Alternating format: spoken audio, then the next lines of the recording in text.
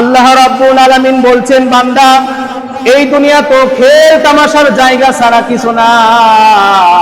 এই দুনিয়া তো চিরজীবন কেউ থাকতে পারবে না। আবার আপনার চলে যাওয়া লাগবে। এই দুনিয়ার মায়া ত্যাগ করে কত মানুষ আসলো, কত ভালোবাসার মানুষ, কত আত্মীয় স্বজন, কত দামি মানুষ, কত আত্মীয় স্বজন আসলো। আমার ভাইয়েরা, আমার বাবাও চলে গেছে, আমার বাবাও চলে যাবে, আমিও চলে যাব, আমার সন্তান যারা থাকবে তারাও চলে যাবে, আপনার আত্মীয় স্বজন সবাই চলে যাবে। এই দুনিয়ার মায়া ছেড়ে সবাইকে চলে যাওয়া লাগবে। আমার ভাইয়েরা, মৃত্যুর স্বাদ সবাইকে গ্রহণ করা লাগবে। কেউ এই দুনিয়ায় চিরস্থায়ী থাকতে পারবে না। আমার ভাইয়েরা, মৃত্যুর যখন সময় চলে আসবে, আমার আপনার মৃত্যুটা যখন হয়ে যাবে, সর্বপ্রথম আমি আপনি আমার আপনার নামটাই হারিয়ে ফেলবো।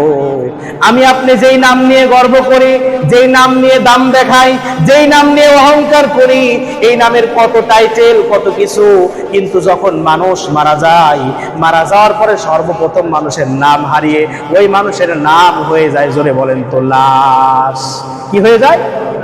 লাশ। মানুষ মারা যাওয়ার পর কি হয়ে যায়?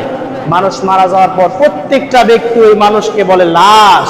লাশ কখন গোসল করানো হবে, লাশ কখন ঢাকা থেকে অ্যাম্বুলেন্সে করে নিয়ে আসা হবে, কখন দাফন করা হবে, প্রত্যেকটা ব্যক্তি লাশই বলবে।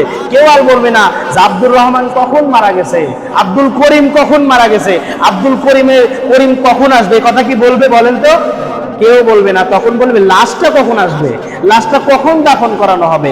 সবাই একটু তাড়াহুড়া শুরু করে দিবে যে আকাশের অবস্থা ভালো না, মেঘ লেগে যাচ্ছে, তাড়াতাড়ি দাফন করতে হবে, কবরে পানি উঠে যাবে, আমি ব্যস্ত, আমার কাজে যেতে হবে, তাড়াতাড়ি জানাজা পড়াতে হবে।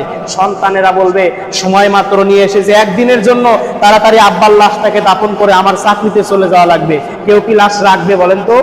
আলিশান বাড়ি, 10 তলা 5 তলা বাড়ি করে রাখছেন, মারা যাওয়ার পরে আগে খাটের থেকে নামায়া কি করে বলেন তো?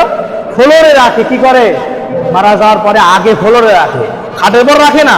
5 লাখ টাকা 10 লাখ টাকার খাট আগে খাটের পরে রাশ লাগে না, আগে নামায়া ফ্লোরে রাখে। মারা যাওয়ার সঙ্গে সঙ্গে আপনার যে সহধর্মিনী, দামি মানুষ, প্রিয় মানুষ, যাকে নিয়ে সারা বছর সংসার করছেন, 10 বছর 5 বছর 20 বছর সংসার করেছেন, করার পর ওই স্ত্রীকে যদি বলা হয় যে আজকে লাশটা নিয়ে কাছে রাখো, আগামীকাল দাফন করব, জীবনেও রাখবে না, বলবে আমার ভয় করবে। কিন্তু দেখেন 20 বছর তার সঙ্গে সংসার করলো, তাকে নিয়ে কাছে রাখলো। তার মানে ভাবেন, একটা মানুষ মারা যাওয়ার আগে তার যে দাম থাকে, ওই ব্যক্তিটা মারা যাওয়ার পর তার চুল পরিমাণ কি থাকে না, মূল্যায়ন, দাম কিচ্ছু থাকে না।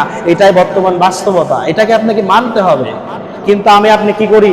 দুনিয়ার মানুষের জন্য, নিজের আত্মীয় স্বজনের জন্য টাকা পয়সা বাড়ি গাড়ি করে দেওয়ার জন্য ব্যস্ত হয়ে যায়।